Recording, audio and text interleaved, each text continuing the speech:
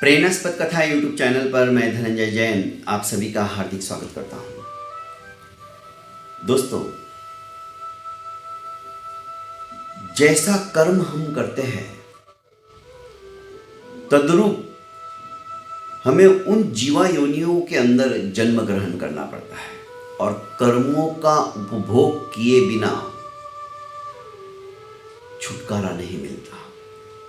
जैसे मान लो किसी से हमने उधार लिया है और वो उधार हमने चुकता नहीं किया, तो कोई कहते हैं, हमारे शास्त्र तो कहते हैं कि हमको बैल बन के आना पड़ेगा, फिर उसके वहाँ पे घर पे मजदूरी करनी पड़ेगी, मेहनत करनी पड़ेगी, उसके खेतों में हमें काम करना पड़ेगा और इस तरह से हमको वो कर्जा चुकाना पड़ता है। विभिन्न विभिन्न प्रकार है, पर जो हमने कर्म किए हैं उन कर्मों का भोग तो हमें भोगना ही पड़ता है, ये सुनिश्चित है। उनको भोगे बिना छुटकारा नहीं है। इसीलिए 84 लाख जीवा योनियों के अंदर भ्रमण होता रहता है। एक छोटी सी कहानी के द्वारा मैं आज अपनी बात आपके सामने रखने का प्रयास करता हूं। एक धर्मशाला थी। उस धर्मशाला में एक दंपत्ति अपने छोटे से नन्हे मुन्ने 1.5 साल के बच्चे के साथ रहते थे। दोनों दंपत्ति पास ही के एक मकान में किसी कारणवश अपने नन्हे मुन्ने को आंगन में खेलता हुआ छोड़कर चले जाते हैं। सोचते हैं कि अभी तो कोई आएगा नहीं और ये रास्ता भी नहीं है, तो बच्चा खेल रहा है, हम अभी जाके आ जाएंगे। 10-15 मिनट में जब वो वापस आते हैं तो देखते हैं बच्चा अच्छे से खेल रहा है, पर बच्चे के बिल्कुल सामने ही थोड़े से अंतर पे ही एक फणीधर, खूंखार ऐसा कोबरा जैसा नाग फन फैलाए हुए बैठा हुआ है कुंडली मारकर, और बार बार वो फन नीचे की तरफ ऐसा झुक रहा है बच्चे के चरणों की तरफ, और बच्चा भी मिट्टी उठा उठाकर उस फणीधर के फन के ऊपर फेंक रहा है। दंपति ये सब देखकर घबरा गए, जोरों से चिल्लाने लगे। अड़ोसी पड़ोसी सब इकट्ठे हो गए। अब क्या करें? आज हमारा इकलौता बच्चा, सांप ने यदि डस लिया उसे तो मर जाएगा। समझ में नहीं आ रहा था क्या करे क्या नहीं करे। भीड़ इकट्ठी होती चली जा रही थी। इतने में एक ऊंट गाड़ी के ऊपर व्यक्ति उधर से जा रहा था। उसने देखा दूर से कि भीड़ है, तो वो आया नजदीक और पूछने लगा, भाई माजरा क्या, अरे दिख नहीं रहा है क्या? कुंडली मारकर सांप बैठा हुआ है और मेरा बेटा है, वो कभी भी छोटे उस बच्चे को डस लेगा। हमेशा हमेशा के लिए मैं अपने संतति से हाथ धो बैठूंगा। हमारी तो इकलौती संतान है, हम क्या करें? उसने कहा, घबराओ नहीं, मैं अचूक निशानेबाज भी हूं, मैं तीर चलाना जानता हूं, पर मैं तीर तो नाक के ऊपर ही चलाऊंगा, निशाना नाक पे ही लगाऊंगा, पर गलती से 99% ऐसा नहीं होगा, पर 1% निशाना चूक गया और तुम्हारे बेटे को लग गया तो फिर मेरी रिस्पॉन्सिबिलिटी नहीं है। सभी लोगों ने कहा कि भाई इस समय में इनकी बच्चे की जान वैसे भी जाने वाली है, तुम निशाना सिर्फ सांप पे लगाओ और सांप को ही मारने की कोशिश करो।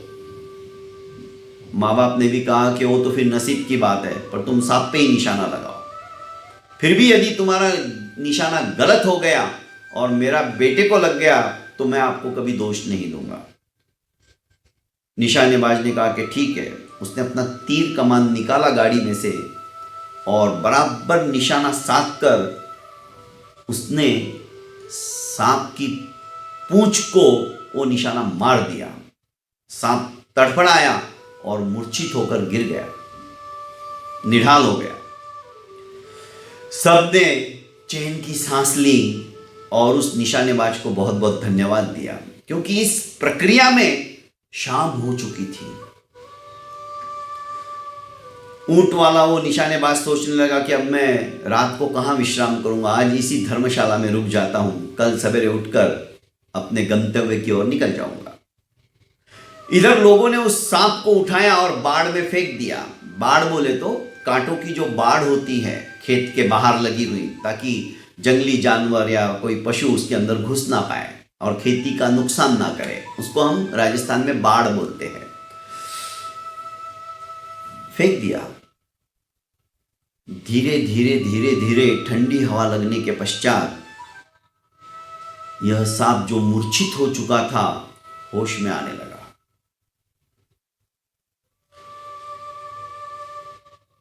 सोचा कि मैं इस बाढ़ में कहां से आ गया, उसे सारी घटना याद आ गई।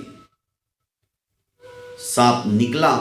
सांपों के अंदर, नाग या नागिन के अंदर एक खासियत रहती है कि वो बदला लेते हैं। आया वो जो ऊंट गाड़ी के ऊपर ही सोया हुआ था, जिसने निशाना मारा था, उसके पैर में उसने दंश मारा और दंश मारने के पश्चात अपना सारा जहर उसके अंदर डाल के सांप वापस अपने रास्ते चला गया। सवेरे लोगों ने देखा तो निशानेबाज मर चुका था।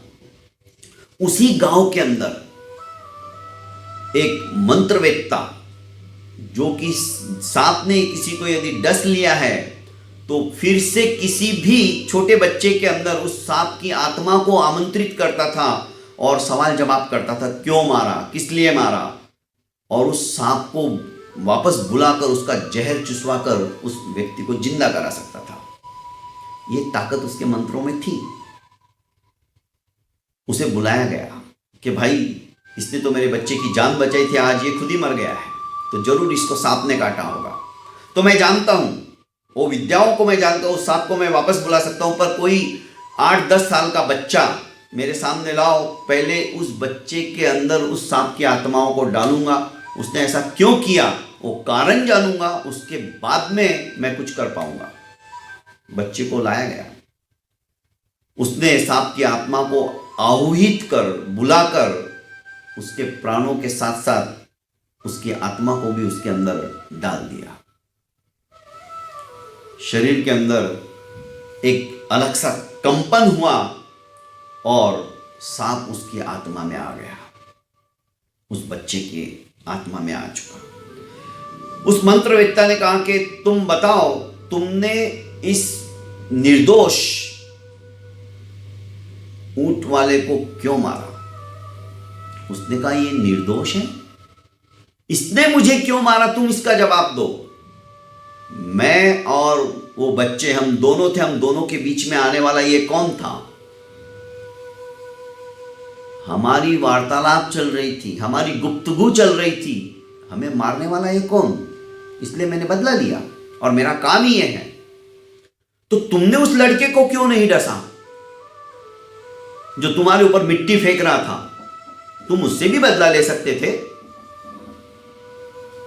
नहीं, सुनो, आज से 3 साल पहले मैंने इसी बच्चे से, मैं मनुष्य था, ये भी 3 साल पहले मनुष्य था, इससे मैंने 300 रुपए उधार लिए थे, पर मैं वो उधार चुकता नहीं कर पाया। फलस्वरूप मैं ऐसी गंदी योनियों के अंदर भटक रहा हूं। आज संयोग से बच्चा मुझे दिख गया तो मैं इसके सामने आया और बार बार मैं इसके चरणों में नतमस्तक होते जा रहा था और माफी मांग रहा था कि भाई, जो कर्जा मैंने लिया था मुझे माफ कर दो, मैं नहीं चुका पा रहा हूं, ना चुका पाऊंगा, अभी तो मैं भटकती आत्मा हो गया हूं। तुम तो अभी भी मनुष्य जन्म में ही हो, तुमने दोबारा मनुष्य जन्म लिया है, मुझे तुम माफ कर सकते हो, माफ कर दो।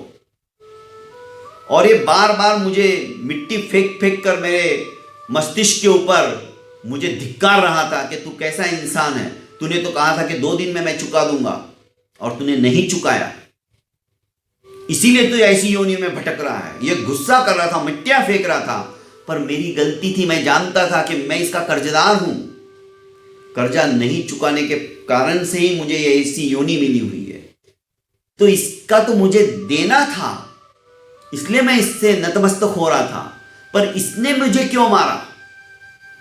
हम दोनों के बीच में आने वाला ये कौन था निशानेबाज? इसने मुझे मारा, इसलिए मैंने इसको डस लिया, मैं कुछ नहीं कर सकता। उसने कहा, देखो, तुम अभी भी वही दोहरा रहे हो, वही गलती कर रहे हो। तुम्हारा स्वभाव है प्रतिशोध लेना, मैं जानता हूं, पर अब ये वृत्ति तुम छोड़ दो, नहीं तो और भटकोगे। मैं नहीं भटकूंगा अभी, क्योंकि मुझे कर्जा चुकाना था और मैंने इससे नतमस्तक हो गया और इसको मैंने डसा नहीं, और मैं डस भी नहीं सकता था, क्योंकि मैं जानता हूं इसका और मेरा लेना देना क्या है। मैं एक की बात के ऊपर तुम्हारी बात मान सकता हूं, वरना मैं इसे जिंदा नहीं करूंगा, क्योंकि इसका मेरा कुछ था ही नहीं व्यवहार। इसने मुझे क्यों मारा? तो इसे क्या प्रायश्चित करना होगा? प्रायश्चित कुछ नहीं, क्या ये मैं इसका फिर से जहर चूसने के बाद 300 की जगह 500 रुपए इस बच्चे को देगा, क्योंकि 200 रुपए ब्याज हो गया है। यदि ये देता है तो मैं वापस अपना जहर चूसता हूं, नहीं तो मैं नहीं चूसने वाला। यह सब सुनकर उस बच्चे से फिर से वो सांप की आत्मा निकल गई। फिर इस मंत्रोच्चार से इसने सांप को आहूत किया। वो सांप धीरे धीरे आया वापस सभी के बीच में। सभी देख रहे थे आश्चर्यचकित होकर ये क्या माजरा हो रहा है। और एक किसी सज्जन ने कहा कि इसकी जिम्मेदारी मैं लेता हूँ, ये होश में आने के बाद मैं इससे 500 रुपया ले लूँगा, पहले 500 रुपया लो और इस बच्चे को दो। और वैसा ही हुआ। 500 रुपया देते ही सांप ने वो जहर पूरा चूस लिया और ये उठ बैठा। संपूर्ण घटना उसे सुनाई गई। उसने तत्काल निकालकर जिस व्यक्ति ने 500 रुपए दिए थे उसे लौटा दिए। कहने का अभिप्राय है दोस्तों, हम कर्म कर रहे हैं ना, सोच समझ के कर्म करो। किसी को सताओ मत, किसी को दुख मत दो, किसी के सरल स्वभाव को देखकर उसे ठगो मत। मनुष्य जन्म प्राप्त हुआ है और इस मनुष्य जन्म की गरिमा को समझकर यदि हम अच्छे कर्म करते गए तो सुनिश्चित हमें अच्छी योनि प्राप्त होगी। नहीं तो 84 लाख जीवा योनियों के अंदर हमारी आत्मा भी भटकती चली जाएगी। बहुत बहुत धन्यवाद।